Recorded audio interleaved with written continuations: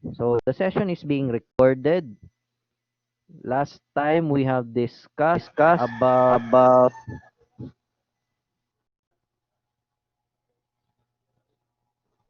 we have discussed last time about kani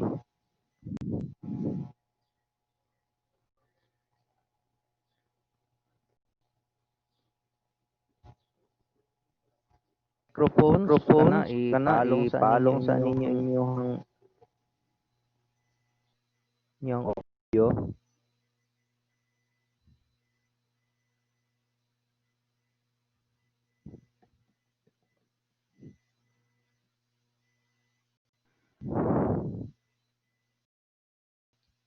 Okay. So last time we have discussed about patriotism, yan, love for one's country or country of birth. When we say nationalism, it's importance to unity by way of a cultural background, including language and heritage ng isang bansa. That's why in nationalism, I'll start with that, when people are nationalistic, from its root word yun, there is a certain civic bond between the country and the person. Di ba? Lahat naman ng parte ng Pilipinas may kanya-kanyang kultura, may kanya-kanyang klase ng pamumuhay. And each member of the society has what we call civic duties. And these civic duties are needed for one country or one nation to become recognized and also to become competent and free from colonization. 'Di ba? We were colonized by Spain, tapos na Amerikano, tapos ng mga Hapon, tapos na ibalik for a short time sa Amerikano. And then they helped us to become independent, fully independent nation. And of course, dahil malawak at masagana ang heritage natin, we have a rich history, then the people or the Filipino people are proud of what we have. Whether we are having shortage or not, nationalism would still be there. And one of those is having civic duties.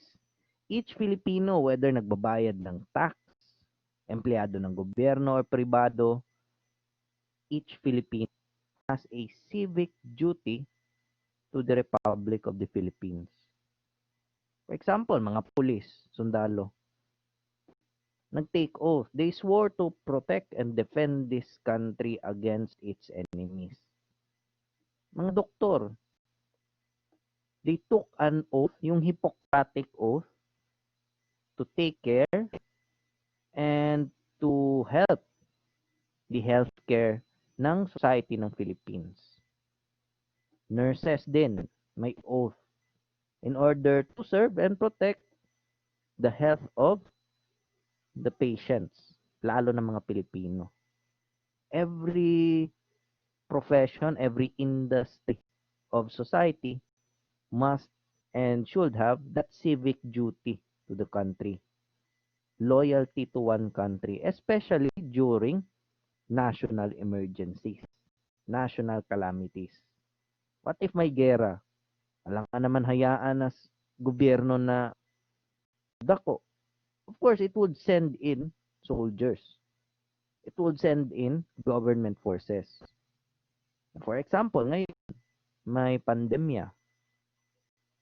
The government mobilizes medical professionals. And of course, ang sumusuporta sa medical professionals, the other professions. For example, sinusupport ng law enforcement ang mga medical professionals ngayon para mapanatili ang disiplina. Sinusuportahan ng mga negosyante, mga businessmen ang medical professions in order to provide equipment, to provide clothing, to provide a fund in order for the country to continuously sustain fight against a sickness. Yan. Each of us has a civic duty to our country. That is highlighted by the word attachment sa bansa. Lang na mali na kog highlight. Attachment to the country. Because we are Filipinos, we are naturally attached to our country. That sense of nationalism, that sense of affection between our fellow Filipinos and towards our country or towards our place is a constant thing. It involves the love for country, which is patriotism, yan, devotion to one's country, loyalty to one's country, and commitment sa bansa, especially when our country needs us. Yan. So, for example, gera. Every country in this world, sa planetang Earth, according kay Kibuloy, every country has its own way para maidepensa ang kaugalingon. Or maidepensa sa isa ka nasod ang iyang kaugalingon o iyang mga tao laban sa mga kalaban. Whether ang kalaban is a sickness or ang kalaban ay laing nasod, a country has a process of defending itself. And of course, how would the government make the people be attached more to the that is politics. Yan. Politics is not always bad. There's a reason for everything. The reason for politics is for people to follow who leads the country. 'Di ba? May freedom, pero freedom hindi yan absolute. Freedom is limited. And freedom is not always given. Sometimes you need to earn it. 'Di ba? Pinaghirapan ng mga sinauna nating mga bayani para makamtan lang ang kasarinlan or kalayaan natin laban sa mga mananakop or sa mga kalaban ng ating bansa. Yan. When we say patriotism or patriotism, defined as love for one's country, includes the love for the country of birth. Na, whether you're naturalized or birth is a natural form, or I should say you acquired nationality by birth, then the country expects you to have that sense of patriotism. Na, asan na yan? Patriotism came from the Greek word patriot, na, which means fellow countryman. And also from the Greek word patris, which means father. 'Di ba ang galing? Meron bang Patricia na lalaki? Wala pang Patricia, no, pero lalaki. Merong lalaki, pero paggabi Patricia, 'yan. Na Patricio ramay na ilhan nato, 'di ba? Tong classmate ninyo. Pero Patricia, lalaki, wala, 'di ba? AKA Patricia. Patrick sa umaga, Patricia sa gabi. Yan. Again, Greek word for patriot, it translates into fellow countryman, and the Greek word patris, which means father. Yan. So, in other terms, or in other words, patriotism refers to one's connection to the land of his or her origin. Yan yan. Kaya napaka-importante na meron tayong bansa na tutulong sa atin at mamumuno sa atin, especially during the times we need. Na in times of emergencies, in times of kagaya ngayon, pandemic, kailangan ng pagkakaisa. Because patriotism, kung hindi lahat patriotic, kung hindi lahat may pagmamahal sa bansa, hindi magiging matagumpay ang laban kontra sa mga kalaban. Yan yan. Okay, questions? Questions?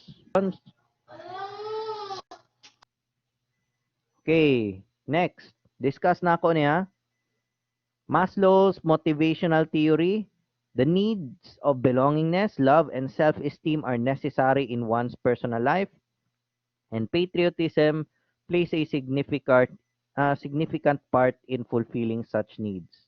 Now, according sa Maslow's motivational theory, from the word motivation, merong mga bagay na nagiging motivation para sa isang tao or sa isang bansa na makamtan niya ang isang bagay. For example, sa isang tao, one individual, if one of your motivations is, na, for example, pangarap niya maging tambay, sabay motivation para mahimong tambay na, 'di ba? Usahay ang tindahan kanang sari-sari store.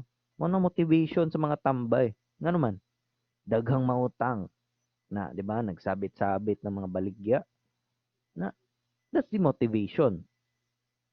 Pero if we go deeper into society, patriotism is very important. For example, if you're in the government, how can you control the people? You need some sort of motivation.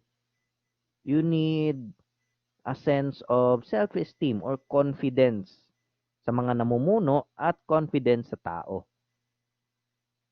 You also need love, not just for yourself, but also for others. Labaw na kung nasa government service. Kasi basically, it's public service. Love for the country. Love for your fellow men. And of course, hindi mabubuhay ang isang tao, hindi mabubuhay ang isang bansa kung walang sense of belongingness. Kumbaga, lahat ng mga tao sa isang bansa pinagkakatiwalaan at nagiging mahigpit ang connection ng bawat mamamayan. For example, sa Pilipinas, kung moadto mo sa laing nasod, once makakita mo or makahalubilo mo kapwa niyo Pilipino, di ba? Just like home, mas kampante na, di ba? There's a sense of belongingness. But what is not written sa Maslow's motivational theory is that even if there's belongingness, there is love, and there is good confidence, good self-esteem by the members of one community or society, there are things that still needs to be included, and most especially, there still need to be a thing to be hoped for.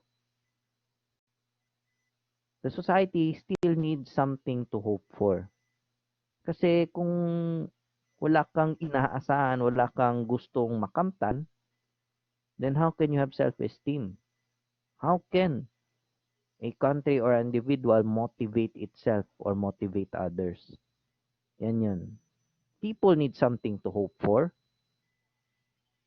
In order to have a complete motivation and to complete or fulfill the country's goal of serving and protecting the nation. Yan yun. Okay?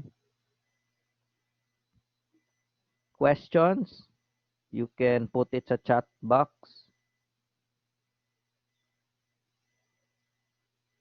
Questions?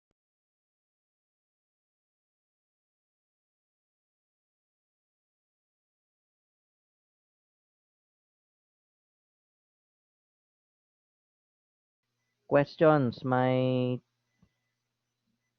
friends. Questions?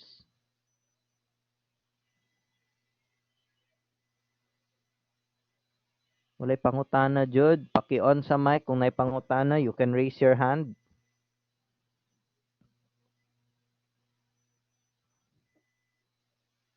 Kung walay pangutana, wa lagi mga bright mga students na Next, 'di ba na-mention ko the need of belongingness? Very important yung sa Maslow's motivational theory. When we say belongingness, the ability of individuals to categorize themselves and create a group. Na for example, kapwa ko Pilipino yan, nasa ibang bansa tayo. Kita ko kapwa ko Pilipino. Kita na ako sa Los Angeles na yung mga Pilipino. Tingala ko ngano nagsayo manig budots. Ngano dili man ni puti or ito mo. Murag Pilipino man jud ni. Once lumapit ka, nagtanong ka ng kung saan sila, taga Pilipinas pala, then there you can categorize na, oy, mga kapwa ko to Pilipino. Yan. You automatically became connected sa kanila. Yan. Sense of patriotism, imagine mo, nagbudot sa Los Angeles. Kita mo nagbudot sa laing naso, di ba? You become proud. The same goes niyan. For example, yung Team Pilipinas naglalaro ng basketball sa ibang bansa. Sabihin natin kinakalaban nilang US, United States. 'Di ba? Yung mga Pilipino doon, malakas ang pananalig nila sa Pilipinas kahit talo man yan or hindi. Because they categorize themselves as fellow Filipinos with those players. They love those Filipino players. They're confident that those Filipino players na maglalaro sa ibang bansa will do their very best. Also, para hindi ma-disappoint yung mga Pilipinong nandun. Yan yun. Okay? That's according to Turner. That's a support sa motivational theory ni Maslow. Okay, next. Yan. So, Filipino social thinkers, I think you have read this. But anyway, I need to highlight just this. Yung kay Plato, The Republic, it's one of his writings. He visualized nung early 13th or 14th century about globalization na kung saan yung mga tribo, yung mga komunidad would begin trading and interacting with other kingdoms. They would become connected with other kingdoms kahit malayo yan. He envisioned that nung 13th or 12th century or 12th to 14th century. Nangyari ngayon, 'di ba? 20th century, mas lumago ang globalization ngayong 21st century. That was when he envisioned that tribes and other tribes from farther places would interact, exchange their products, and be connected for a very long time. Yan yun.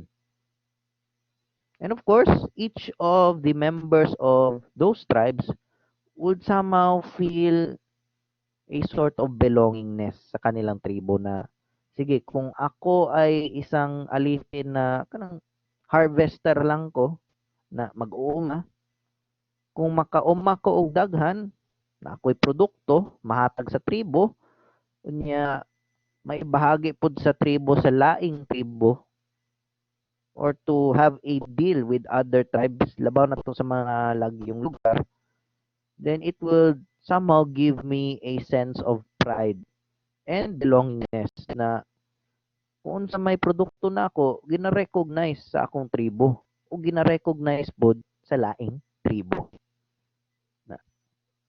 That's according to Plato's book, The Republic. Okay? Next. Hanggang ngayon, ganyan pa rin. For example, United States, sikat sila dahil malawak ang mga production nila sa mga weapons, sa arms. Na they keep on exporting weapons to other countries. They keep on selling. And of course, yung mga factory workers, yung mga empleyado ng mga kumpanyang gumagawa ng mga armas, They feel a sense of pride being an American because they contributed not just to their economy but also to their country. The same goes with Filipinos, 'di ba? Kanang mga saging sa Tadeco, gina-export na sa laing nasod because other countries saw that Philippine bananas are high in quality. Na. And of course, kanang mga banana farmers would feel proud na, oh, mao ni pila ka tons or pila ka kilos akong na harvest karong semanaha. Na, and then, once na ma-export na, they would feel proud na akong, for example, akong mga saging naa sa Japan na ginakaon sa mga Hapon na o ginakaon sa mga Koreano sa Korea or ginakaon ba na ginalabay sa mga inchik sa China. Sense of belongingness, sense of being proud about a nation. Yan. So of course, one of those things or one of those factors of being nationalistic and patriotistic or patriotism is behavior or attitudes ng isang society o ng isang group ng tao. For example, Filipino behavior, di ba? We were known to be very hospitable to our guests. Na, for example, simple rang merienda niya na bisita. Kinanglan pa jud mo palit og daghang pagkaon para sa bisita. Na, very accommodating ang mga Pilipino. Na, which we are proud to share to the world. Labaw na itong mga foreigners na musulod diri sa Pilipinas. Imagine mo, sobrang hospitable ng Pilipino na nagiging kabit na ng mga Amerikano. Nako. Anyway, that's the negative side. But it's mainly positive. We have something to be proud to other countries. And of course, Filipinos are known for creativity na, 'di ba? We are creative even though walay mga equipment kayo, walay support kayo, but we're still able to survive. That's one thing other countries see that Filipinos are resilient. At anong mangyari, laban pa rin. Yan. Next. Na. So, basically, this subject is about history and social sciences. I'm sure you have read this. If you cannot understand what you have read, that's why there's a dictionary. Also, as what I have, as what is discussed here, are you familiar with the word indigenization? It is the act of turning something more native through transformation of service and ideas to suit a local culture. So, for example, Pilipinas, there are certain indigents o yung mga tribo before colonization. Meron pa rin silang mga ritual, mga kultura na hanggang ngayon nananatili. And they are proud to show it to others. Na, oh, napanay mga ingani. Diba? Napay nag-hobby og mga native na kanang tela. And of course, we show it to the world. Not because pwede yan siya makagain ng attention, pwede yan siya makagain ng income, but because gawang Pilipino. Hindi lang pwede na hanggang dito lang sa Pilipinas. Diba? Dahil globalization na ngayon ang 21st century, we must be proud that we have something to share to the world. Yan. When we go around nationalism, people's participation and involvement, especially sa politics, napakaraming known people. One of those is yung sa atin, I don't know, Jose Rizal. Na he's known in other countries, labaw na sa Germany o sa Spain. To the point na meron din siyang monument doon. Na their impact not just to their countries but to the people is long lasting. Na for example, sa Amerika na may Abraham Lincoln, 'di ba? He's known for uniting their country and giving equal opportunities. Na to the point na na-assassinate si Lincoln, 'di ba?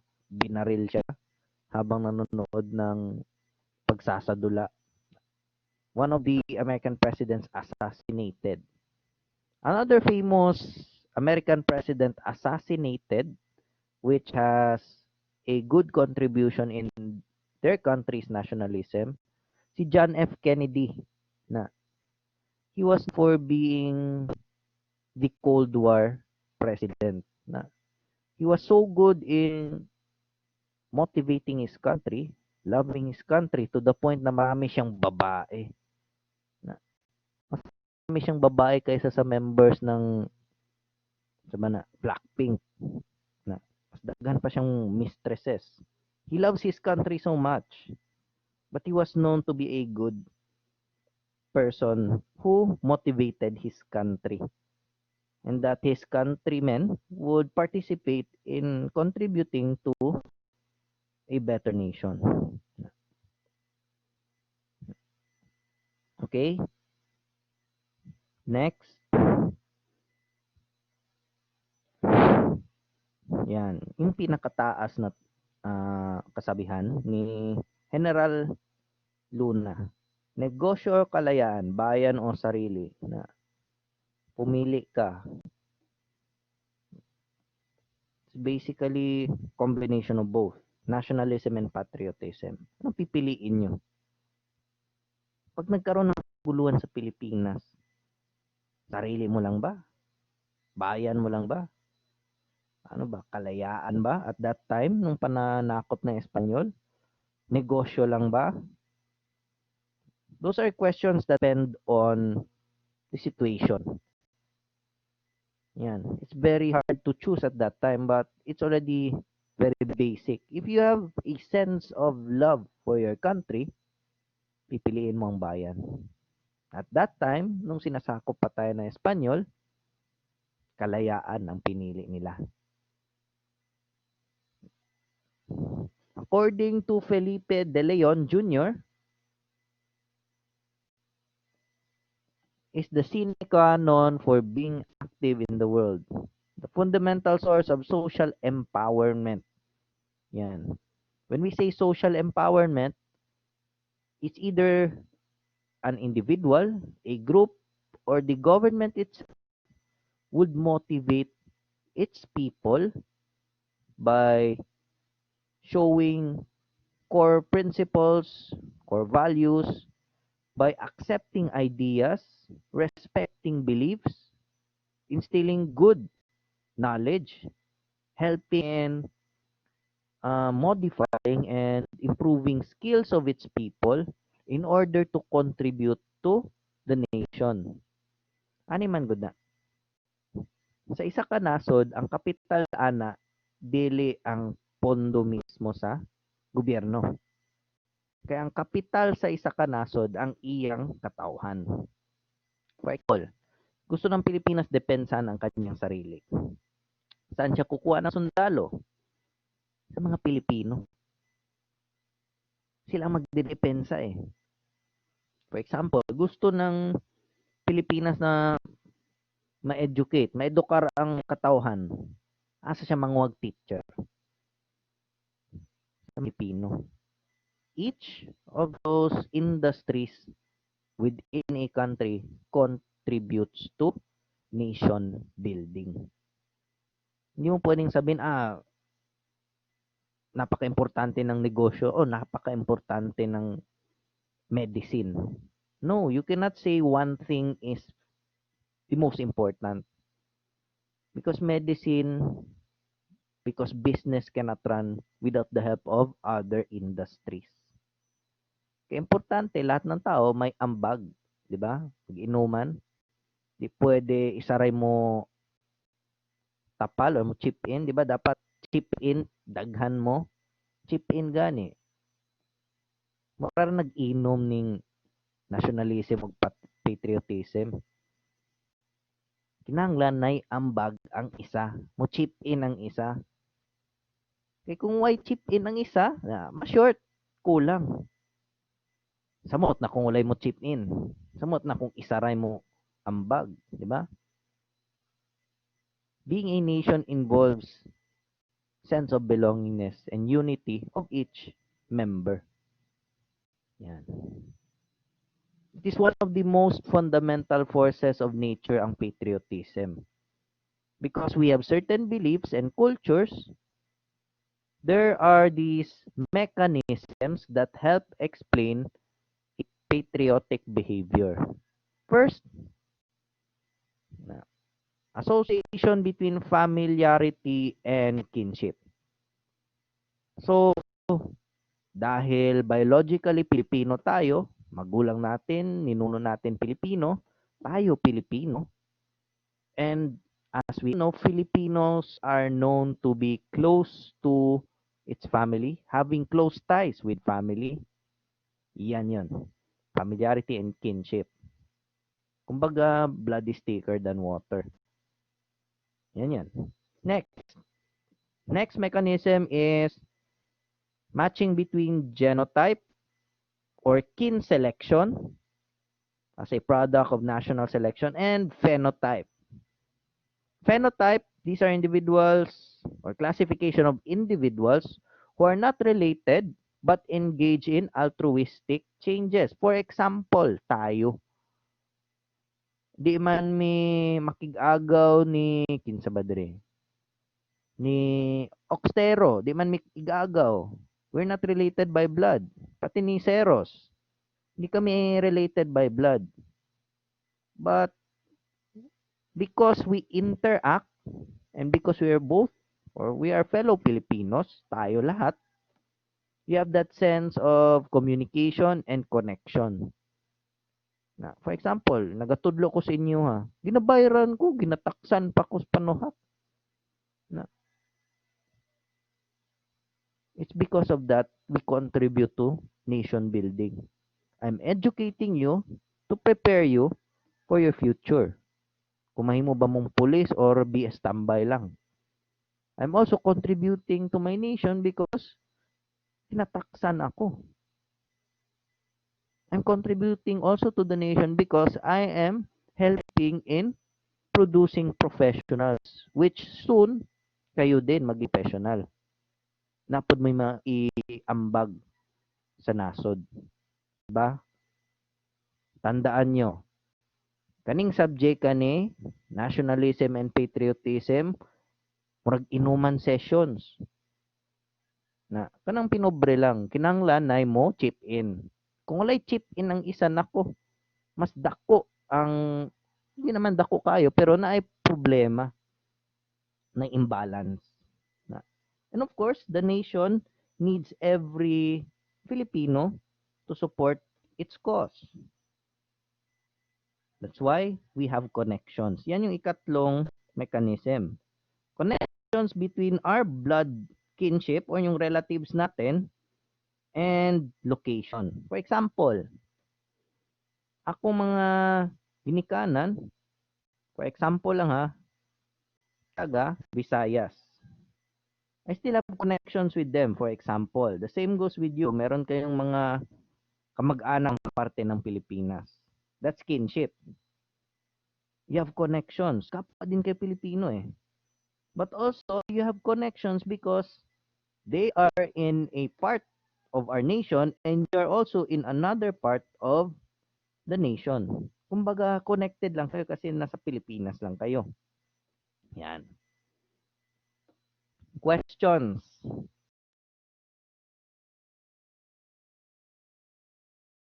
Questions, my friends? Wala. Good morning sir. About lang po sa genotype sir kay ko sa sir. Sige. Sige, okay. Kanang matching between genotype and phenotype. O sige, turn off sa nimong microphone. Na, nako, may mag-feedback mang boses. Sige. When we say first, genotype, that's basically genes, from the word genes. Kung kinsa ang mga related sa imo by blood, of course, that's pre-selected. Once yung mga mag-anakan ninyo, may connection man talaga, mga ginagawa nyo would help one another and would be important in nation building. Na their sense of nationalism. For example, makita ninyo yung mga kamag-anak or mga ig-agaw sa laing nasod. You will feel like it's still in the Philippines kasi hindi lang kamag-anak nyo sila, kundi pareho kayong Pilipino. When we say phenotype, those na hindi nyo related by blood, but you communicate, you engage in oneself because you're both Filipinos. For example, tayo, I'm helping you, you also help me. Not because we need each other for this and that, it's because pareho tayong Pilipino. Lalo na pag may national emergencies or mga problema sa ato ang nasod. Our country or a country, for example, Philippines, needs its people to help each other. Di pwede na siguro tagpangitagtabang sila ang nasod. For example, magsaligan ng US or magsaligan ng China. They have their own problems to face. We also have our own problems. No one would settle our problems except ourselves. Yan. Sir, nga nung na World War, problema na nasta ng nasod. Diba? Magtinabangay ang ubang nasod, ang dagang nasod, tungod kay problema nila na tanan. Na, genotype, genes. Kin selection, kinship, mga kamag-anak lang yan, by blood.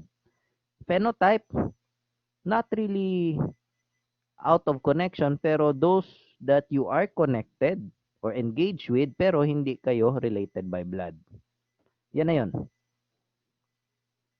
Thank you, sir.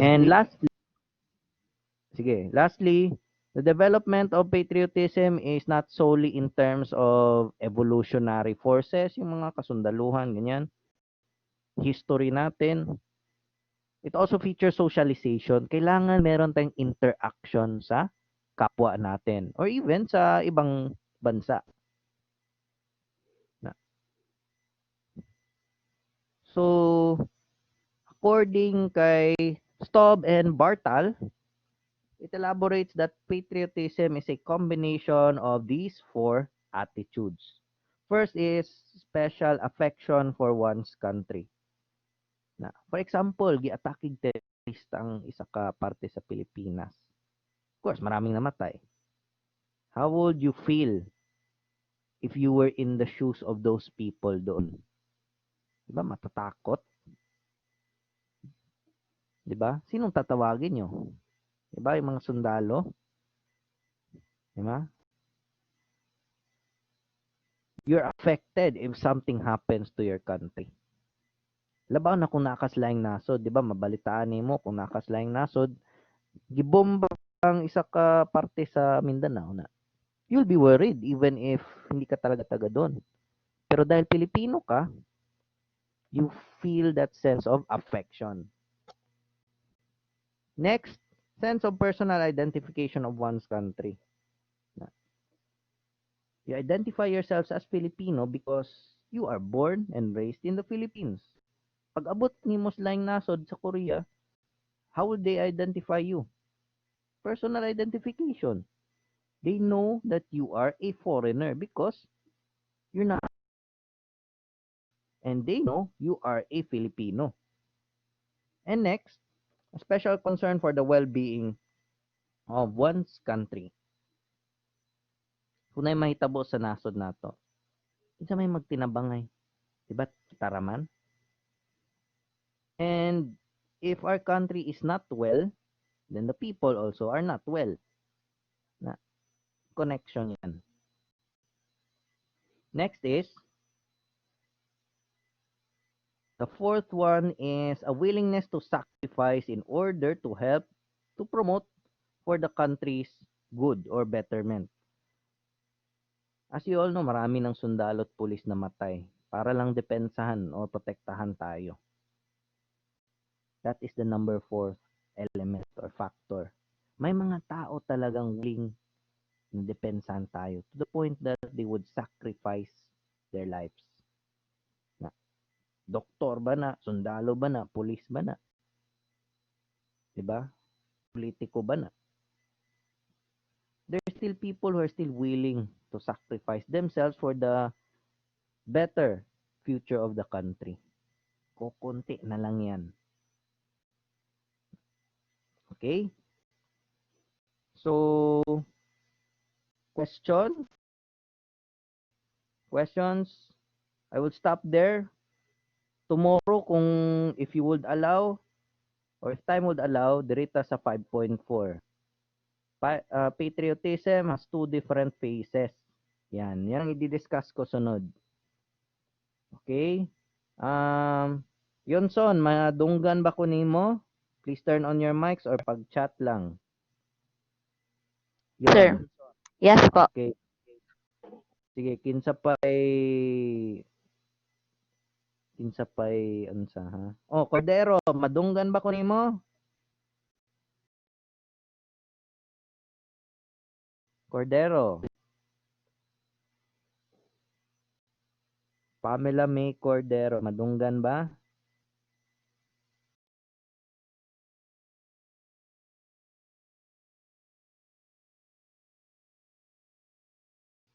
Sige, si Katambaka na lang, madunggan ko nimo, klaro ba? Yes, sir. Dunggan, sir. Okay.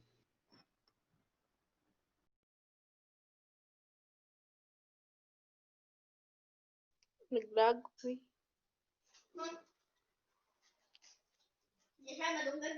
Pamela, may Cordero!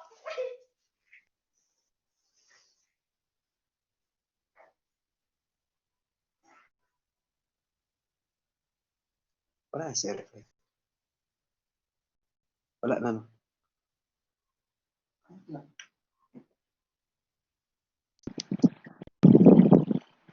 Laburo na dia. Paminaw mo, kinapas, sir.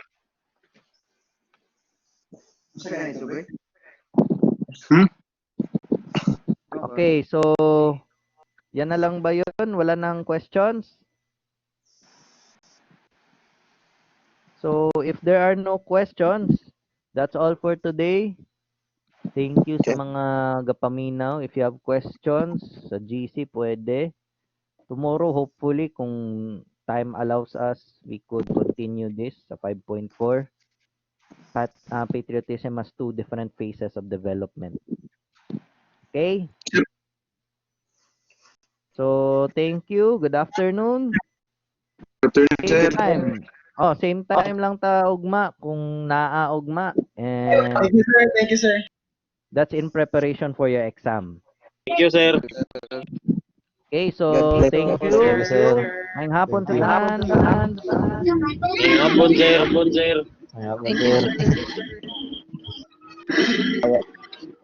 Uy, ako ng time set. Uy, nabo mo, sir.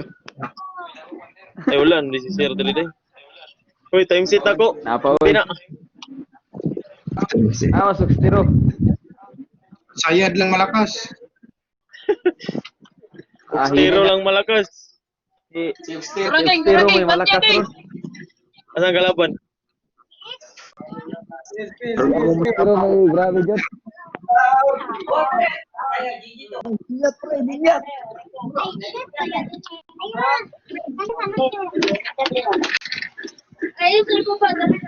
Wala na, sir. Yawa, stiro. Patay. Wala. Wala, sir. Wala. Stiro. Pre. Nagkulik kag abs, pre, mo. Bobo, pas meron na ako si Labura, oh. Okay na to. Patay ka! Ulod, bobo! Bobo naman!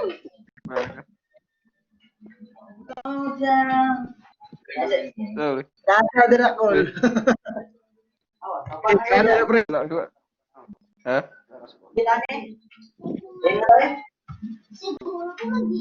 Sayad. Sayad, ito to dira sayad. Oy, tirada. Dira. Pita parte. Dula ka, tubito. Okay guys, that's our goal today. Guys, Ask lang same time gyapon ug mga na about akong guys.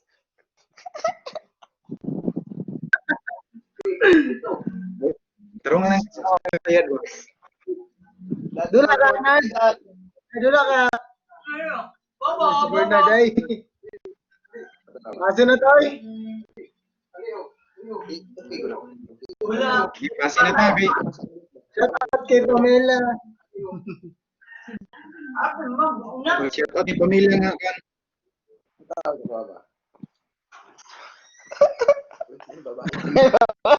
Pinay bubay. Pinas pamilya ba? Mo wagin mo yung mga kuan ba? Uy, Kang singko na lang oh. Dahayan niyo di ay.